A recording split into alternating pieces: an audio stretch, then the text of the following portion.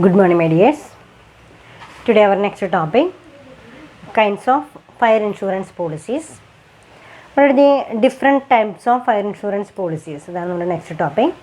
That is, first one is valued policy, second one is valuable policy, then third one is specific policy, floating policy, average policy, first loss policy and excess policy, comprehensive policy, consequential loss policy and adjustable policy. അപ്പോൾ അതിൽ വളരെ different types of fire insurance പോളിസിയാണ്. മുൻപത്തെ ക്ലാസ്സിൽ എന്താണ് fire insurance എന്ന് പഠിച്ചു. അതേപോലെ തന്നെ ഒരു ഫയർ ഇൻഷുറൻസ് ഉണ്ടായിരിക്കുന്ന പ്രിൻസിപ്പിൾസ് എന്തൊക്കെയാണ്, അതേപോലെ തന്നെ വളരെ the features and principles of fire insurance, loss covered under the fire insurance എന്നുള്ള ടോപ്പിക്കുകളൊക്കെയാണ് പ്രീവിയസ് ക്ലാസ്സുകളിൽ നമ്മൾ ഡിസ്കസ് ചെയ്തിരിക്കുന്നത്. Then next one is what are the different kinds of fire insurance policies.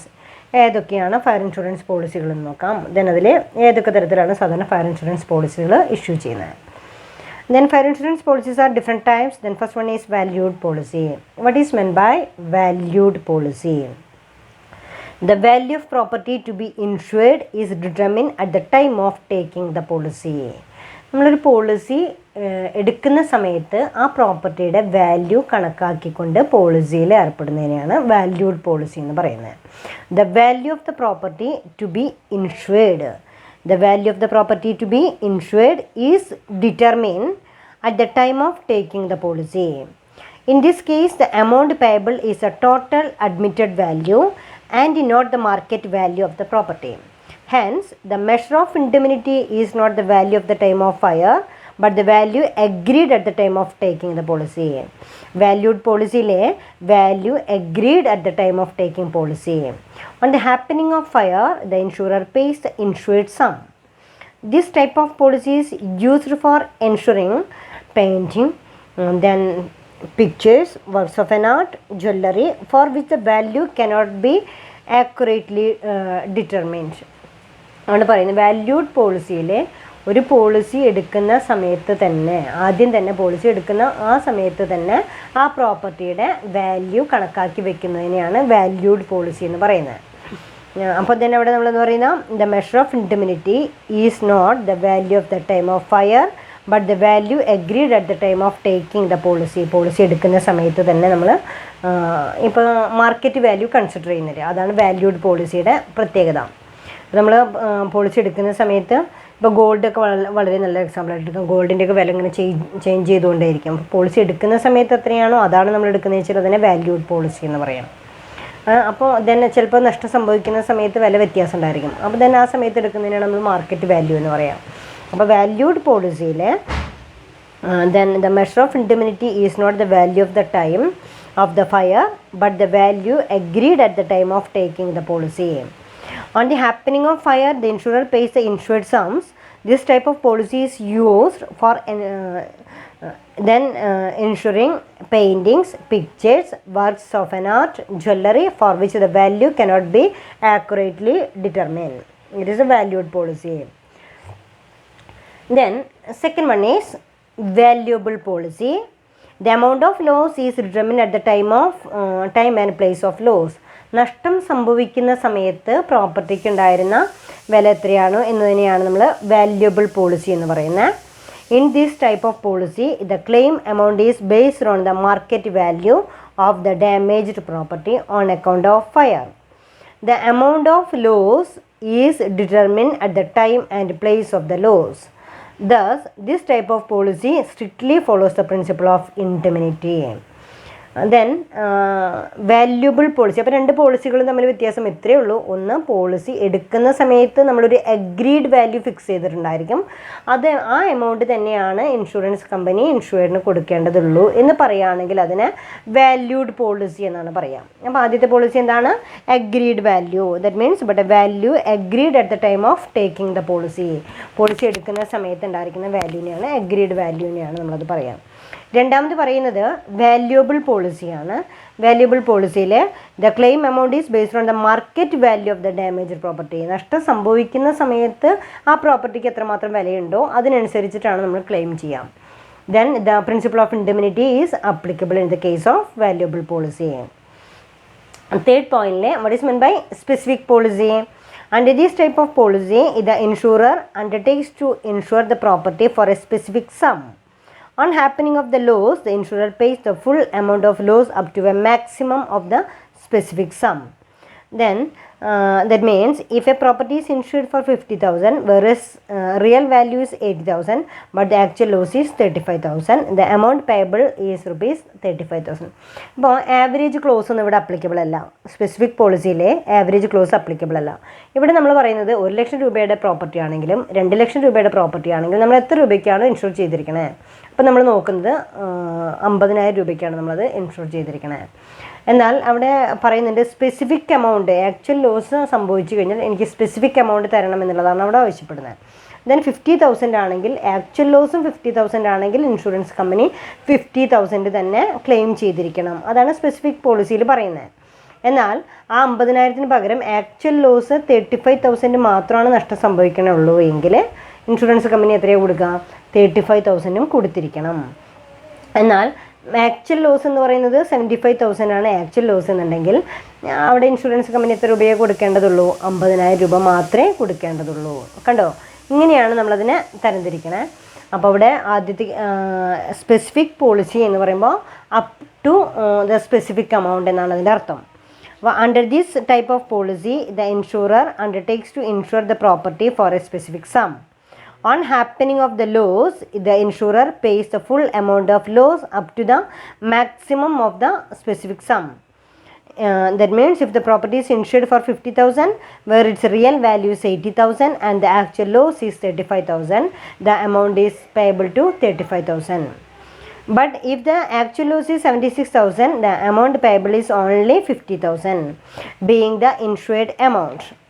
അപ്പോൾ തന്നെ അവിടെ 3 പോളിസീസാണ് പറഞ്ഞത്. ഒന്ന് valued policy, that is agreed value of A insurance. ആ ഇൻഷുറൻസിൽ നമ്മൾ അഗ്രി ചെയ്യുന്ന വാല്യൂവിനെയാണ് വാല്യൂഡ് പോളിസി എന്ന് പറയുന്നത്. രണ്ടാമത് പറയുന്നത് വാല്യൂബിൾ പോളിസിയാണ്. വാല്യൂബിൾ പോളിസിയിൽ നമ്മൾ എന്താ ഉദ്ദേശിച്ചിരിക്കണേ? വാല്യൂബിൾ പോളിസിയിൽ market value should be considered. Then third one is specific policy. Specific പോളിസിയിൽ സ്പെസിഫൈഡ് എമൗണ്ട് ആയിരിക്കും അവിടെ ഹാൻഡ് ഓവർ ചെയ്യാം. Then fourth point is that is a floating policy. This is a policy taken to cover one or more kinds of goods lying at various places under some assured for one premium in relation to the same owner. This policy is useful to cover fluctuating stocks in different localities. Then അവിടെ floating policy. Floating എന്ന് പറയുമ്പോൾ തന്നെ അവിടെ എന്തുണ്ട്? ഒരു fluctuation ഉണ്ട് അല്ലേ floating പോളിസിയിൽ. This policy is undertaken to cover one or more kinds of goods lying at various places under one sum assured for a one premium in relation to the same owner. ഏകദേശം ഒരു സ്ഥലത്തെ premium തന്നെ കണക്കാക്കിക്കൊണ്ട് തന്നെ മറ്റ് സ്ഥലങ്ങളിലും ഒരേ സമയം നമ്മൾ ഒരു ഓണർക്ക് ഫ്ലോട്ടിംഗ് പോളിസി അനുവദിക്കുകയാണ് ചെയ്യുന്നത്. This policy is useful to cover fluctuating stocks in different localities. ഒരു സ്ഥലത്ത് 50,000 രൂപയുടെ സ്റ്റോക്ക് ഉണ്ട്, മറ്റൊരു സ്ഥലത്ത് 30,000 രൂപയുടെ സ്റ്റോക്ക് ഉണ്ട്. ഏകദേശം ഒരു സ്ഥലത്തിൻ്റെ പ്രാദേശിക അടിസ്ഥാനത്തിൽ ഫ്ലക്ച്വേഷൻസ് സംഭവിക്കാം. ആ പ്രാദേശിക അടിസ്ഥാനത്തിൽ ഉണ്ടാകാവുന്ന ഫ്ലക്ച്വേഷൻസിനനുസരിച്ച് വില ദെൻ അതുകൂടെ അഡ്ജസ്റ്റ് ചെയ്ത് പോകുന്ന രീതിയിലുള്ള പോളിസീസ് ഇഷ്യൂ ചെയ്യുന്നതിനെയാണ് നമ്മളെന്ത് പറയുക? ഫ്ലോട്ടിംഗ് പോളിസി എന്ന് പറയുന്നത്. Then valued policy, valuable policy, specific policy. Then next one is floating policy. അപ്പോൾ ഇത്രയും പറഞ്ഞു കഴിഞ്ഞു.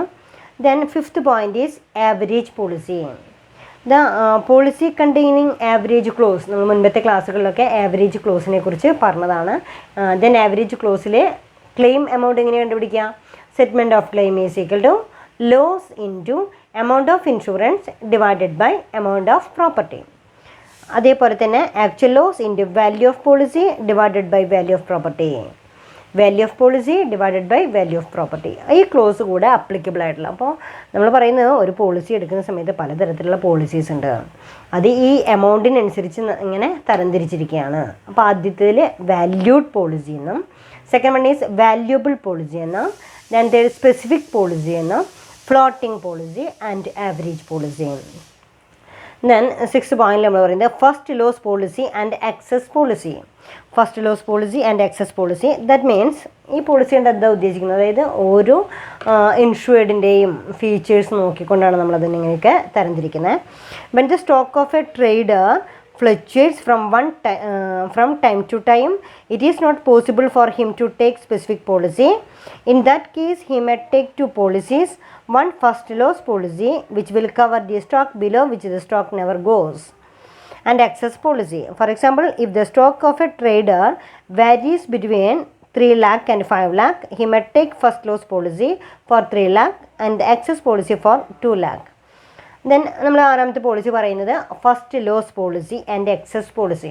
ഒരു ട്രേഡറെ സംബന്ധിച്ചിടത്തോളം അയാളുടെ കയ്യിലുള്ള പ്രോപ്പർട്ടീസ്, ആ പ്രോപ്പർട്ടീസ് സാധാരണ ഇതിൽ സ്റ്റോക്ക് 3 ലക്ഷം മുതൽ 5 ലക്ഷം വരെയുള്ള സ്റ്റോക്ക് ഉണ്ടായിരിക്കും എന്ന് പറയണം. അങ്ങനെയാണെങ്കിൽ 3 ലക്ഷം വരെയുള്ള സ്റ്റോക്കുകൾക്ക് നമ്മൾ ഫസ്റ്റ് ലോസ് പോളിസിയാണ് എടുക്കുക. അപ്പോൾ അവിടെ മിനിമം എത്ര ലക്ഷം രൂപയുടെ സ്റ്റോക്ക് ഉണ്ടായിരിക്കും? 3 ലക്ഷം രൂപയുടെ സ്റ്റോക്ക് ഉണ്ടായിരിക്കും. അപ്പോൾ അവിടെ തീർച്ചയായിട്ടും നഷ്ടം സംഭവിച്ചു കഴിഞ്ഞാൽ 3 ലക്ഷം എന്തായാലും സംഭവിക്കും എന്നുള്ളത് കൊണ്ട് ഫസ്റ്റ് ലോസ് പോളിസി എന്ന് പറയുന്നത് 3 ലാക്കാണ് നമ്മൾ കൺസിഡർ ചെയ്യാം. ദെൻ 2 ലാക്ക് എന്ന് പറയുന്നത് എക്സസ് പോളിസിയാണ്. 2 ലാക്ക് എല്ലായ്പ്പോഴും ഉണ്ടായിക്കൊള്ളണമെന്നില്ല. 2 ലാക്ക് ചിലപ്പോൾ അതെന്താവാം, മാറി വരാം. അപ്പോൾ ചിലപ്പോൾ 2 ലാക്ക് ഉണ്ടാവാം, ചിലപ്പോൾ 50,000 ഉണ്ടാവാം, ചിലപ്പോൾ 1 ലാക്ക് ഉണ്ടാവാം. അപ്പോൾ അവിടെ 3 ലാക്കിന് മുകളിലുള്ള എമൗണ്ടിനെയാണ് നമ്മൾ എക്സസ് പോളിസി എന്ന് പറയുന്നത്. അപ്പോൾ ഇവിടെ if the stock of a trader varies between 3 lakh and ₹5 lakh, he may take first loss policy for ₹3 lakh and the excess policy for ₹2 lakh. അതിന് പുറമേയുള്ള 2 ലക്ഷം രൂപയ്ക്ക് എക്സസ് പോളിസിയാണ് നമ്മൾ എടുക്കുക. Then next one is comprehensive policy. Comprehensive പോളിസിയിൽ then this policy undertakes full protection not only against the risk of fire but also the risk against burglary, riot, theft, damage from pest, lightning, etc. This policy is also called as all-in policy. അവിടെ നമ്മളോട് പറയുന്ന term തന്നെ comprehensive എന്ന് പറയുന്ന ടേമാണ് ഉപയോഗിക്കുന്നത്. Comprehensive എന്ന് പറയുമ്പോൾ സമഗ്രമായിട്ടുള്ള, എല്ലാം കൂടിച്ചേർന്നിട്ടുള്ള എന്നൊക്കെ മീനിങ് ആണ് ഇതിനുണ്ടാവുക കോംപ്രിഹെൻസീവ് പോളിസിക്ക്. അവിടെ this policy undertakes full protection not only against the risk for fire, തീപിടുത്തത്തിനെതിരെ മാത്രമല്ല, but also the risk against burglary, മോഷണത്തിനെതിരെയാവാം, റയോട്ട് കലാപങ്ങൾക്കെതിരെയാവാം, then pest, lightning etcetera. This policy is also called as all in policy. ആ policy നമുക്ക് എന്താ പറയാം? All in policy എന്ന് പറയാം, അല്ലെങ്കിൽ കോംപ്രിഹെൻസീവ് പോളിസി എന്ന് പറയാം. The next one is consequential loss policy. Then in this type of policy, the insurance company agrees to compensate the insured the loss of profit which he suffers due to dislocation of closure of business due to fire. This type of policy is also known as loss of profit policy. അവിടെ in this type of policy the insurance company agrees to compensate the insured. തീർച്ചയായിട്ടും അവിടെ എന്ത് പറയുന്നുണ്ട്? Consequential loss ആണ്. The insurance company agrees to compensate the insured the loss of profit which he suffers due to dislocation or closure of business due to fire. This type of policy is known as loss of profit policy. നമ്മൾ സാധാരണ പറയാറുണ്ട് insurance company 1 രൂപ പോലും ലാഭം ഉണ്ടാക്കാനായിട്ട് അനുവദിക്കുന്നില്ല എന്നൊക്കെ പറയാറുണ്ട്.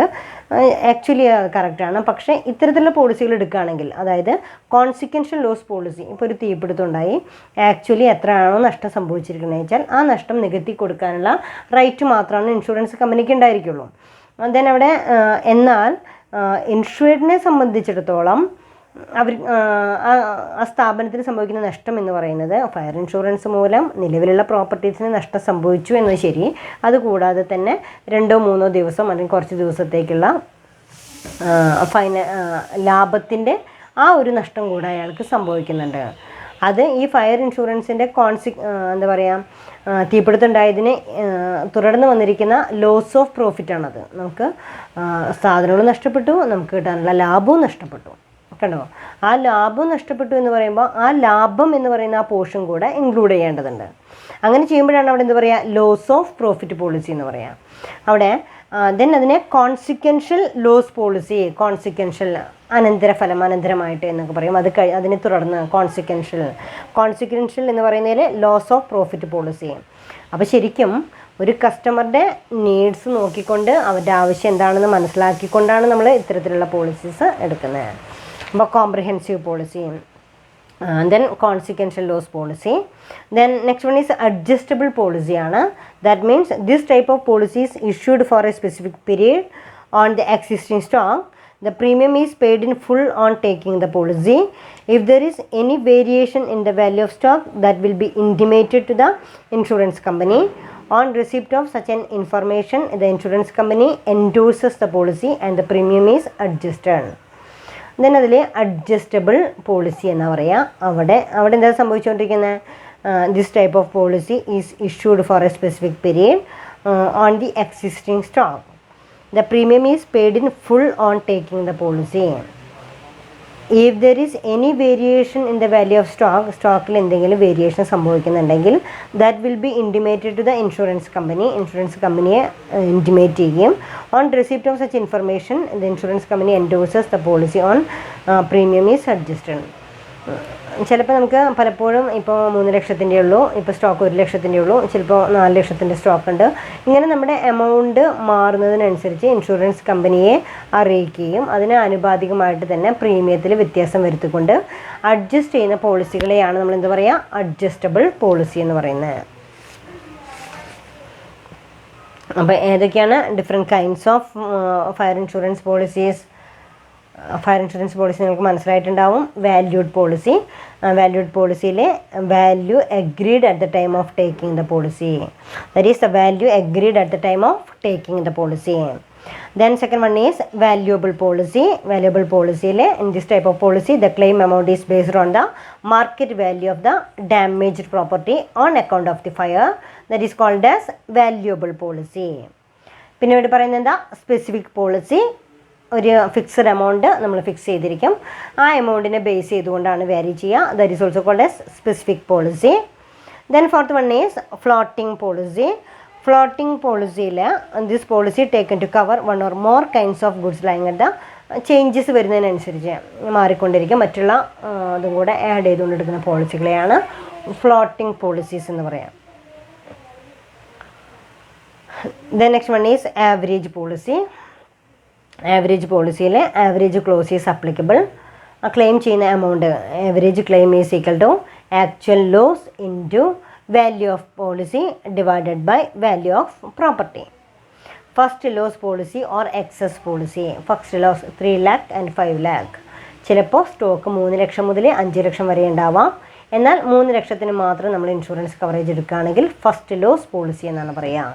അതിനുശേഷം 2 ലക്ഷത്തിന് നമുക്ക് പ്രീമിയം കുറച്ചുകൊണ്ട് ഇൻഷുർ ചെയ്യുകയാണെങ്കിൽ ദെൻ അവിടെ നമുക്ക് എന്ത് ചെയ്യാവുന്നതാണ്? He may take first loss policy. And 2 ലാക്കിനാണ് പിന്നെ നമ്മൾ ഇൻഷുർ ചെയ്യുന്നതെങ്കിൽ that is also called as excess policy. അപ്പോൾ 2 തരത്തിൽ അവിടെ ക്ലാസിഫൈ ചെയ്തു: first loss policy and excess policy. Next one is comprehensive policy. Comprehensive പോളിസിയിലാണ് നമ്മൾ എന്താ പറയുക? സമഗ്രമായിട്ടുള്ള എന്നുള്ള അർത്ഥം. അതായത് ഫയർ ഇൻഷുറൻസ് മാത്രമല്ലാതെ ബാക്കിയുള്ളതും കൂടെ burglary, riot, theft, damage, pest, lightning etcetera ഇതെല്ലാം കൂടെ ഉൾക്കൊള്ളിച്ചുകൊണ്ടെടുക്കുന്ന പോളിസികളെയാണ് നമ്മൾ എന്താ പറയുക? കോംപ്രിഹെൻസീവ് പോളിസി എന്ന് പറയുന്നത്. Next one is consequential loss policy. Consequential loss എന്ന് പറയുമ്പോൾ ലോസ് ഓഫ് പ്രോഫിറ്റ്. തീപിടുത്തം ഉണ്ടായതിന് ശേഷവും അവിടെ എന്ത് സംഭവിക്കുന്നുണ്ട്? ബിസിനസ്സിൽ നമുക്ക് ലാഭം എന്ന് പറയുന്നത് കിട്ടുന്നില്ല എന്ന് പറയുമ്പോൾ അവിടെ പ്രോഫിറ്റ് നഷ്ടവും കൂടെ സംഭവിക്കുന്നുണ്ട്. That is also called as loss of profit policy. Then അവിടെ last one is adjustable policy. That means this type of policy is issued for a specific period on the existing stock. That premium is paid in full on taking the policy. If there is any variation in the value of the stock, that will be intimated to the insurance company, and receipt of the such information is called as adjustable policy. Next topic, procedure for taking fire insurance policy. സാധാരണത്തെ പോലെ തന്നെ ഒരു insurance policy എടുക്കാനുള്ള procedures എന്തൊക്കെയാണ് എന്നുള്ളതാണ്. അപ്പോൾ ഇവിടെ പറയുന്നുണ്ട് procedure for taking fire insurance policy. Then first one is fill the proposal form from available from insurance companies or from insurance agents. അവിടെ fill in the proposal form available from insurance company. Insurance കമ്പനിയിൽ നിന്ന് available ആയിരിക്കുന്ന proposal form fill ചെയ്ത് കൊടുക്കുക. Or form insurance agent, insurance കമ്പനിയിൽ നിന്നോ insurance ഏജൻറ്റിൽ നിന്നോ കിട്ടിയിരിക്കുന്ന ഇൻഷുറൻസ് ഫോം ഫില്ല് ചെയ്ത് കൊടുക്കുക എന്ന് പറയുന്നതാണ്. അവിടെ first process fill the proposal form. Second point is to provide proof of integrity and honesty of the insured. നമ്മൾ ജെന്യൂവിനായിട്ടാണോ നമ്മളത് ചെയ്യുന്നത്, നമ്മുടെ പ്രോപ്പർട്ടി തന്നെയാണോ, അതിൻ്റെ ജെന്യൂനെസ്, അതിൻ്റെ ടൈറ്റിൽ, ഓണർഷിപ്പ്, അതൊക്കെ തെളിയിക്കുന്ന. അപ്പോൾ provide proof of integrity and honesty of the insured. അത് ഇൻഷുർഡിൻ്റെ ഇൻറ്റഗ്രിറ്റിയെയും അതേപോലെ തന്നെ ഹോണസ്റ്റിയെയും സ്വാധീനിക്കുന്ന അല്ലെങ്കിൽ അതിനെക്കുറിച്ച് ചെക്ക് ചെയ്യുന്ന പ്രൂഫിനെയാണ് നമ്മളത് പറയുക provide proof of integrity and honesty of the insured. Next one is assessment of the proposal by the insurance company. Assessment of the proposal. Assessment of the proposal എന്ന് പറയുന്നത് എന്താ? then assessment of the proposal of the insurance company. Insurance കമ്പനിയുടെ അവർ വെച്ചിരിക്കുന്ന എത്ര ലക്ഷം രൂപയാണ് എന്നൊക്കെ പറയുന്നതിനെ കുറിച്ചിട്ടുള്ള ഒരു assessment of the proposal by the insurance company. Then acceptance of the proposal by the insurance company if it is fully satisfactory. ആണ് പറയുന്നത് acceptance of proposal. Acceptance of proposal by the insurance company if it is fully satisfactory. The next one is issue of cover note. It is an interim protection note valid till the issue of fire insurance policy. ഒരു cover not കൂടെ issue ചെയ്യേണ്ടതുണ്ട്. Then issue of cover note, that means it is an interim protection. ഒരു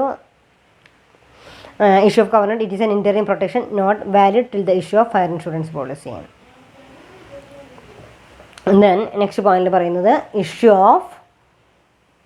of insurance policy listing all terms and conditions of the contract. Issue of insurance policy listing all terms and conditions of the contract. അപ്പോൾ ആദ്യമായി നമ്മൾ എന്തൊക്കെയാണ് പറയുന്നത്, ഒരു insurance policy എടുക്കാനായിട്ട് ഒരു insured ചെയ്യേണ്ട കാര്യങ്ങൾ എന്തൊക്കെയാണ് എന്നുള്ളതാണ്. ആദ്യം fill in the proposal form available from insurance company. Insurance കമ്പനിയിൽ നിന്ന് കിട്ടിയിരിക്കുന്ന ഒരു ഇൻഷുറൻസ് ഫോം, ഏജൻറ്റിൽ നിന്ന് കിട്ടിയിരിക്കുന്ന ഇൻഷുറൻസ് ഫോം ഫിൽ ചെയ്ത് കൊടുത്തിരിക്കണം. പ്രൂഫ് ഓഫ് ഇൻറ്റിഗ്രിറ്റി, അതിൻ്റെ ഇൻറ്റിഗ്രിറ്റി തെളിയിക്കുന്ന രീതിയിലുള്ള പ്രൂഫ് പ്രൊവൈഡ് ചെയ്തിരിക്കണം. Assessment of the proposal by the insurance company and acceptance of the proposal by the insurance company. Issue of cover note issue ചെയ്തിരിക്കണം. Issue of insurance policy listing all terms and conditions of the contract. The next one is അപ്പോൾ ആദ്യം ഇൻറ്റഗ്രിറ്റിയും ആക്സെപ്റ്റൻസും cover നോട്ടും അതിനുശേഷം insurance policy, എല്ലാ terms and conditions ഉൾക്കൊള്ളിച്ചുകൊണ്ടുള്ള insurance policy insurer ആർക്ക് hand over ചെയ്യും. ദെൻ ഇൻഷുററിനെ ഹാൻഡ് ഓവർ ചെയ്യുന്നൊരു പ്രോസസ്സ് ഉണ്ട്. That is the issue of insurance policy listing all terms and conditions of the contract. Then next one is procedure for settlement of claim. ഇങ്ങനെയായിരിക്കും യഥാർത്ഥത്തിൽ നമ്മൾ ഒരു ക്ലെയിമിന് വേണ്ടി അപേക്ഷിക്കുക എന്നുള്ളതാണ്.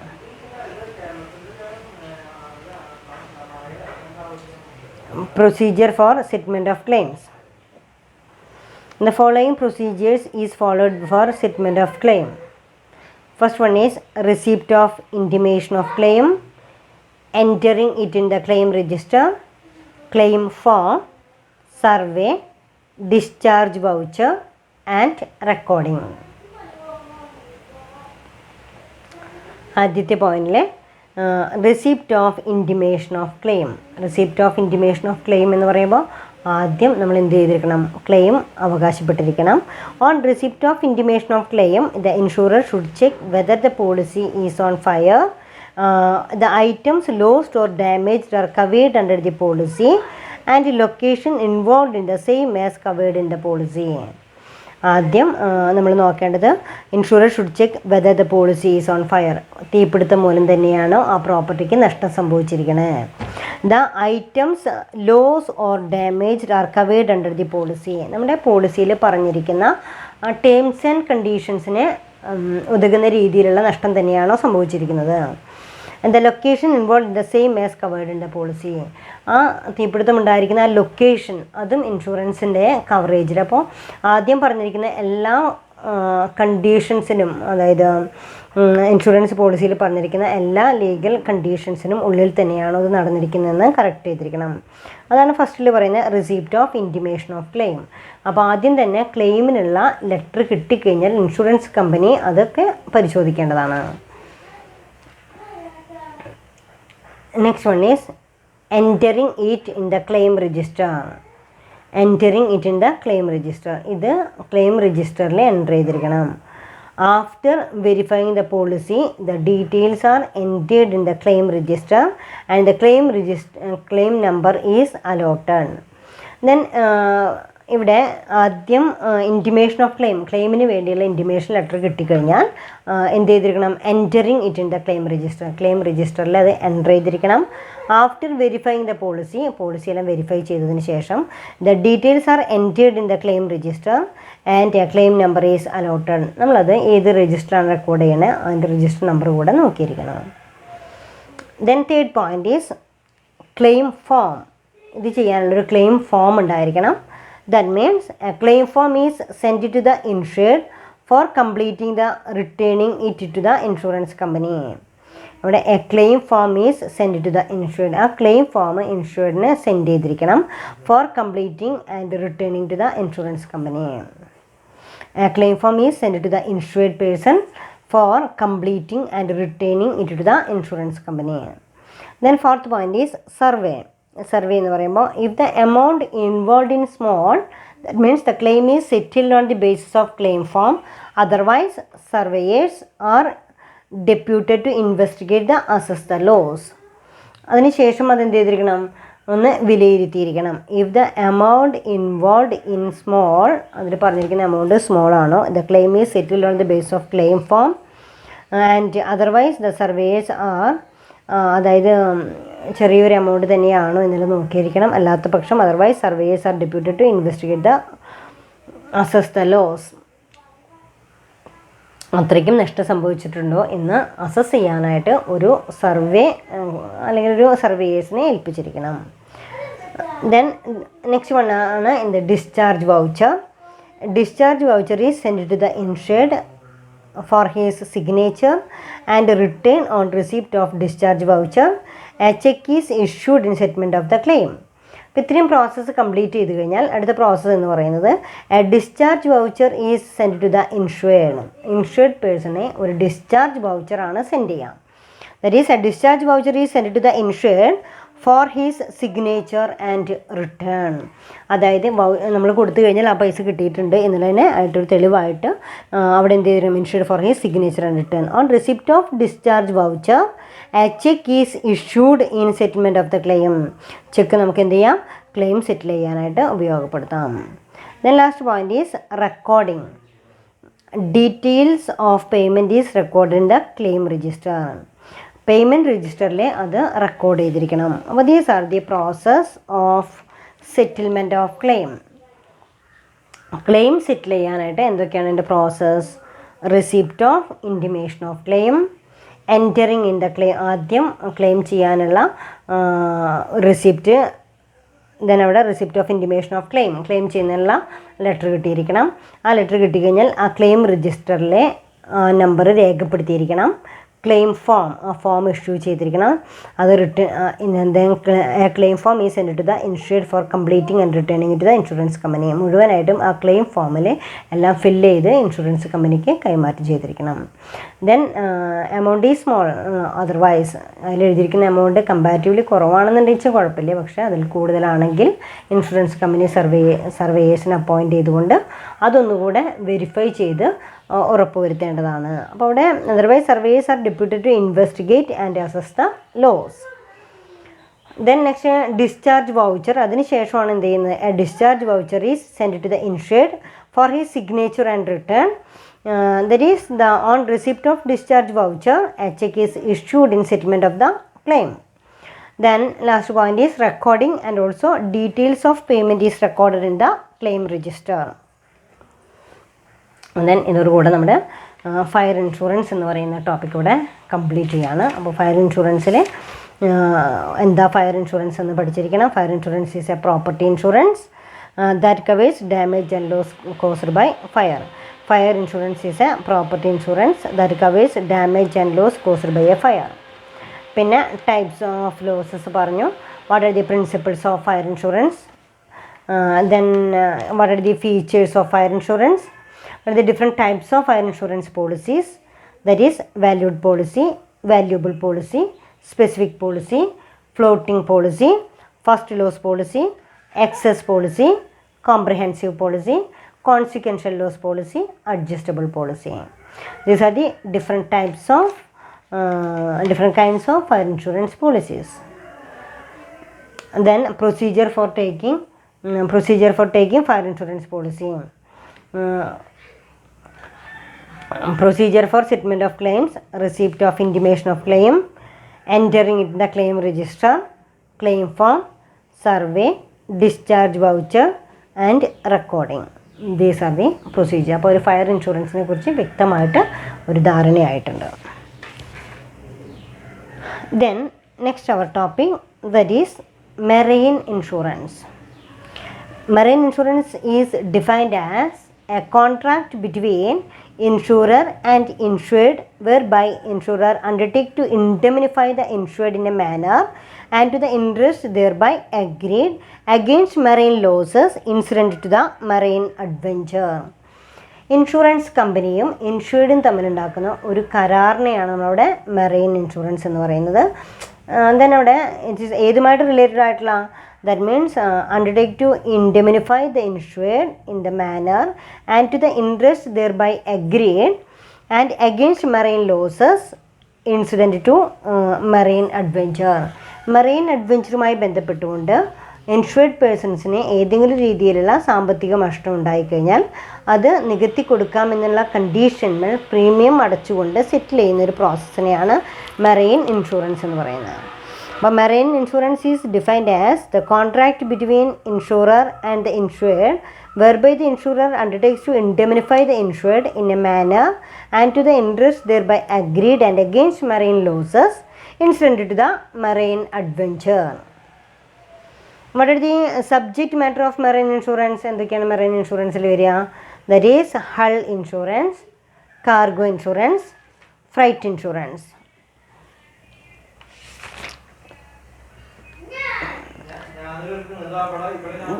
That is, first one is hull insurance. Hull insurance means insurance of ship and its equipment in full. അവിടെ freight ഒന്നുകിൽ നമുക്ക് എന്ത് ചെയ്യാം, ഷിപ്പ് നമുക്ക് ഇൻഷുർ ചെയ്യാം. 3 തരത്തിലാണ് മെറൈൻ ഇൻഷുറൻസിൽ നമുക്ക് ചെയ്യാം. First one is hull insurance ആണ്. Hull insurance means insurance of ship and its equipment. ഷിപ്പിൻ്റെ എക്യുപ്മെൻറ്റ്സിനോ എന്തെങ്കിലും നഷ്ടം സംഭവിച്ചു കഴിഞ്ഞാൽ നികത്തി കൊടുക്കാമെന്നുള്ള ഗ്യാരണ്ടിയിൽ ഇൻഷുറൻസും ഇൻഷുർഡ് പേഴ്സണും തമ്മിൽ ഏർപ്പെടുന്നൊരു കരാറാണ് നമ്മുടെ ഹൾ ഇൻഷുറൻസ് എന്ന് പറയുന്നത്. Hull insurance means insurance of ship and its equipment. ഷിപ്പിനോ അതിൻ്റെ വെസൽസിനോ ഉണ്ടാകാവുന്ന നഷ്ടം. In hull insurance, the ship is insured against the perils of the sea as a collision, storm, sinking or burning of ship. അവിടെ hull ഇൻഷുറൻസിലെ നമുക്ക് കിട്ടുന്ന insurance protection എന്ന് പറയുന്നത്, in hull insurance the ship is insured against the perils of the sea. കടലിലുണ്ടാകാവുന്ന നഷ്ടങ്ങൾക്ക് ship is insured against the perils of the sea such as collision. Collision എന്ന് പറയുമ്പോൾ അവിടെ എന്തെങ്കിലും കൂട്ടിമുട്ടലുകളൊക്കെ ഉണ്ടാവുക, സച്ച് ആസ് കൊളീഷൻ. സ്റ്റോം, കാറ്റ്, അല്ലെങ്കിൽ സിങ്കിങ്, കപ്പൽ മുങ്ങിപ്പോവേ കപ്പലിന് തീ പിടിക്കുകയോ ഒക്കെ ചെയ്യാം. ഇതൊക്കെ ഇതിൻ്റെ പിറവിലാണ് വരിക, ഹൾ ഇൻഷുറൻസിൻ്റെ പിറവിലാണ് വരിക. Hull insurance means insurance of ship and its equipment. In hull insurance the ship is insured against the perils of the sea such as collision, storm, sinking or burning of ship. Second one is cargo insurance ആണ്.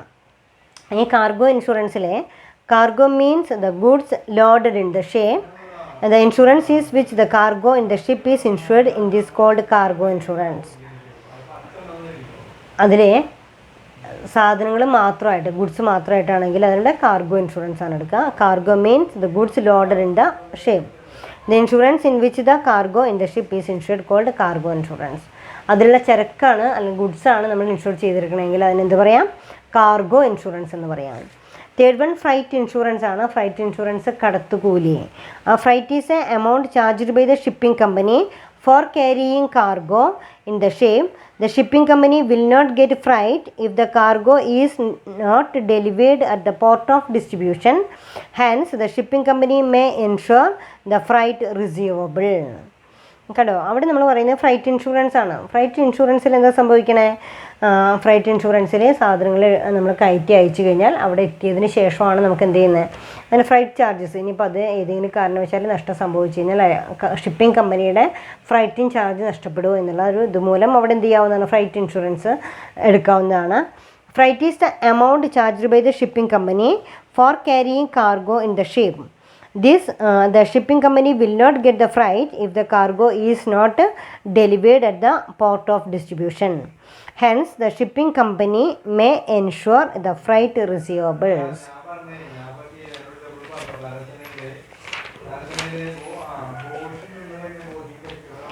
Marine insurance, considered to be the oldest form of insurance, was started in 30th century by a person named Lombards. Marine insurance gained its significance because of the importance of the foreign trade in the present business world. The fundamental principles of marine insurance are, that is the principle. Then അതിന് മുൻപ് തന്നെ നമുക്ക് എന്തൊക്കെ പഠിക്കാനുണ്ട്? What are the different types of marine insurance? എന്താ വരിക? Hull insurance ഉണ്ടാവാം, cargo insurance ഉണ്ടായിരിക്കാം, ഫ്രൈറ്റ് ഇൻഷുറൻസ് ഉണ്ടായിരിക്കാം. അതിൽ ഹൾ ഇൻഷുറൻസ് എന്ന് പറയുമ്പോൾ ഷിപ്പ് മാത്രം ഇൻഷുർ ചെയ്യുന്നതിന് ഹൾ ഇൻഷുറൻസ് എന്ന് പറയുന്നു. ഗുഡ്സ് ഇൻഷുർ ചെയ്യുന്നതിന് കാർഗോ ഇൻഷുറൻസ് എന്ന് പറയുന്നു. കടത്തുകൂലി ഇൻഷുർ ചെയ്യുന്നതിന് അവിടെ ഫ്രൈറ്റ് ഇൻഷുറൻസ് എന്ന് പറയുന്നു. അപ്പോൾ ഏതൊക്കെയാണ്? Hull insurance, cargo insurance, freight insurance. Then next last നമുക്ക് വളരെ പെട്ടെന്ന് പഠിക്കാവുന്നതാണ്. വളരെ fundamental principles of marine insurance ആണ്. ഫണ്ടമെൻ്റൽ പ്രിൻസിപ്പിൾസ് ഓഫ് മെറൈൻ ഇൻഷുറൻസിലെ സാധാരണ നമ്മൾ ജനറൽ ഇൻഷുറൻസിന് ബാധകമായിട്ടുള്ള എല്ലാ പ്രിൻസിപ്പിൾസും മെറൈൻ ഇൻഷുറൻസിന് ബാധകമാണ്. അതുകൂടാതെ തന്നെ insurable interest, utmost good faith, doctrine of indemnity, doctrine of subrogation, proximate cause and warranties. ഇത്രയും നമ്മൾ അതിൻ്റെ കൂടെ പറയാറുള്ള പോയിൻറ്റ്സ് ആണ്. അതിൽ ജനറൽ ഇൻഷുറൻസ് കോൺട്രാക്റ്റ് എന്ന് പറയുമ്പോൾ എല്ലായ്പ്പോഴും നമ്മൾ എല്ലാ മേഖലയിലും പറയുന്ന പോലെ എല്ലാ ഇൻഷുറൻസിനും ബാധകമായിരിക്കുന്ന പ്രിൻസിപ്പിൾസിനെയാണ് നമ്മളിവിടെ പറയുക. That is a features of general ഇൻഷുറൻസിലെ all the features of general insurance contract like offer acceptance, consideration, legal relationship, consensus ad addendum, competency parties and legal object should be present in marine insurance contract. That are the features of general insurance. അതൊക്കെയാണ് general insurance പറയുന്ന point. Then next one is insurable interest. Insurable interest എന്തായിരുന്നു പറഞ്ഞിരിക്കുന്നത്? An insured must have insurable interest in the subject matter, since the ownership and other interests of the subject matter often change. Hence, the requirement of insurable interest should be present only at the time of loss. The insurable interest in marine insurance, ship owner of the cargo, സാധാരണ രീതിയിൽ insure, അപ്പോൾ ഏത് insurable interest ആ പ്രോപ്പർട്ടിയുമേൽ insure ചെയ്യത്തക്ക വിധമുള്ള താല്പര്യമുണ്ടായിരിക്കണം. That is a pecuniary interest ഉണ്ടായിരിക്കണം. ഇതിൻ്റെ മുകളിൽ ഷിപ്പ് ഓണർ ആയിരിക്കണം. അല്ലെങ്കിൽ അവിടെ പറയുന്നത് any person who has taken on a charter basis on the insure the ship insure ചെയ്യണമെങ്കിൽ ആ ഷിപ്പിന്മേൽ അദ്ദേഹത്തിന് പെക്യൂനിയറി ഇൻട്രസ്റ്റ് ഉണ്ടായിരിക്കണം, അതായത് ഇൻഷുറബിൾ ഇൻട്രസ്റ്റ് ഉണ്ടായിരിക്കണം. സെക്കൻഡ് വണ്ണിൽ പറയുന്നത് the owner of the cargo can insure goods carried by the ship. Ship ഓണർക്ക് cargo insure ചെയ്യാവുന്നതാണ്. The shipping company can insure the freight receivables. അവരുടെ കടത്തുകൂലി അതും ഇൻഷുറൻസ് കമ്പനിക്ക് ദെൻ അവിടെ ഷിപ്പിംഗ് കമ്പനിക്ക് ഇൻഷുർ ചെയ്യാവുന്നതാണ്. പിന്നെ അതേപോലെ തന്നെ the travellers can insure their luggage. The crew can insure their salary. The creditor who has advanced money on the ship or goods can insure to the extent of the debt given by him. ഇനി ക്രെഡിറ്റർക്കും വേണമെങ്കിൽ എന്ത് ചെയ്യാവുന്നതാണ്? A creditor who has advanced money on the ship or goods can insure to the extent of the debt given by him. ഇങ്ങനെയൊക്കെ നമുക്കറിയാം എന്താണ് insure ചെയ്യേണ്ടത്. Insure ചെയ്യുന്ന വ്യക്തിക്ക് ഇൻഷുർ ചെയ്യുന്ന സബ്ജക്റ്റ് മാറ്ററിൽ ഒരു പെക്യൂണിയറി ഇൻട്രസ്റ്റ് ഉണ്ടായിരിക്കണം. Utmost good faith. പിന്നെ പറയുന്നത് അഡ്മോസ്റ്റ് ഗുഡ് ഫെയ്ത്ത് ആണ്. അഡ്മോസ്റ്റ് ഗുഡ് ഫെയ്ത്തിൽ marine insurance is based on the utmost good faith on the part of the insurer and the insured. Both the insurer has the insured shall disclose all the material fact regarding insurance. അവിടെ പരസ്പരമുള്ള വിശ്വാസം ഉണ്ടായിരിക്കണം. അതിനെയാണ് നമ്മൾ എന്ത് പറയുക, അഡ്മോസ്റ്റ് good faith എന്ന് പറയുന്നത്. The next one is doctrine of indemnity. Indemnity എന്ന് പറയുമ്പോൾ നഷ്ടം പരിഹരിച്ചു കൊടുക്കുക എന്ന് പറയുന്ന പ്രിൻസിപ്പിളാണ്. ദെൻ അവിടെ the insurer is liable to compensate the loss suffered by the insured on account of the event insured. The next one is doctrine of subrogation. According to this doctrine, on payment of the compensation of the loss caused by damages, the right of ownership of such property passes to the insurance company. Next proximate loss ആണ്. Proximate ക്ലോസിൽ പറയുന്ന പോലെ shipping കമ്പനിയിലെ നഷ്ടം സംഭവിച്ചിരിക്കുന്ന insure ചെയ്തിരിക്കുന്ന യഥാർത്ഥ കാരണങ്ങൾ കൊണ്ട് തന്നെയാണോ എന്നുള്ളത് കൺഫേം ചെയ്തിരിക്കണം. The insurer is liable for any loss proximately caused by the perils insured against. The insurer is not liable for any loss attributable to the willful misconduct of the insured or loss due to the delay or for normal loss and due natural water and tear. Then next point is warranties. Besides the express warranties, the following implied warranties are applicable to marine insurance: seaworthiness of the ship, legality of the venture, non-deviation from the normal route of the ship, no delay in voyage and no change in voyage. ഇത്രയും കാര്യങ്ങൾ ശ്രദ്ധിച്ചിരിക്കണം. Principle of mitigation loss. നഷ്ടം ലഘൂകരിക്കാനുള്ള mitigation of loss. The insurer must take all reasonable care to reduce the loss by acting if the property was not insured. അതായത് ഒരു ഇൻഷുർഡിനെ സംബന്ധിച്ചിടത്തോളം the insured must take all responsible care to reduce the loss by acting as if the property was not insured. എത്രയാണോ നഷ്ടം സംഭവിക്കുമ്പോൾ നമ്മുടെ property ആയിരുന്നുവെങ്കിൽ, insure ചെയ്തില്ലായിരുന്നുവെങ്കിൽ ആ പ്രോപ്പർട്ടിക്ക് ഉണ്ടാകാവുന്ന നഷ്ടം നമ്മൾ എങ്ങനെ ലഘൂകരിക്കുമായിരുന്നു, അതേപോലെ തന്നെ ഇൻഷുർ ചെയ്തിരുന്നാലും നമ്മളത് ലഘൂകരിച്ചിരിക്കണം എന്ന് പറയുന്നതാണ്. These are the important principles of marine insurance. ഏതൊക്കെയാണ്? Features of general insurance, first one, then insurable interest, utmost good faith, doctrine of indemnity, doctrine of subrogation, proximate cause, warranties and principle of mitigation of loss. ഇത്രയാണ് നമ്മൾ ഇന്നത്തെ ക്ലാസ്സിൽ പറഞ്ഞിരിക്കുന്ന marine insurance. Marine insurance ഏതിനൊക്കെയാണ് നമ്മൾ എടുക്കുക? Hull insurance, cargo insurance, freight insurance, പിന്നെ fundamental പ്രിൻസിപ്പിൾസും. ഇത്രയും കാര്യങ്ങളാണ് മറൈൻ ഇൻഷുറൻസിൽ പറഞ്ഞിരിക്കുന്നത്. ബാക്കി ഫയർ ഇൻഷുറൻസിലാണ്. ഫയർ ഇൻഷുറൻസിൽ പറഞ്ഞിരിക്കുന്ന കാര്യങ്ങൾ കൂടി ശ്രദ്ധിക്കാം.